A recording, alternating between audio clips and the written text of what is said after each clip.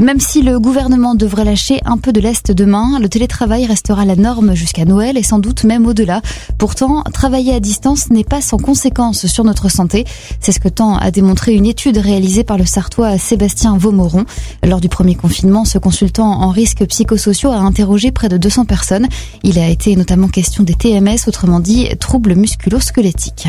Dans l'enquête, 22% des personnes ont vu une augmentation des douleurs de cervicales, 19% des personnes de l'épaule, le poignet, une augmentation de 11% des douleurs au poignet, 26% pour le haut du dos et 36% pour le bas du dos. Ça, typiquement, c'est le fait d'être assis à sa chaise de séjour dans son salon avec un ordinateur portable sur les genoux et la souris à côté. On n'est pas du tout dans une position ergonomique. Moi-même, j'ai effectivement commencé à avoir un début de tendinite parce que je travaillais et que la hauteur de ma chaise avec celle de la table où j'étais n'était pas adaptée. L'entreprise a l'obligation de veiller à la santé et la sécurité de ses salariés. C'est difficile parce qu'en fait, l'aménagement d'un espace de travail au domicile, pour la plupart des gens, ça veut dire prendre un espace de vie privée pour un espace de vie professionnelle. Ça, on ne peut pas faire ça.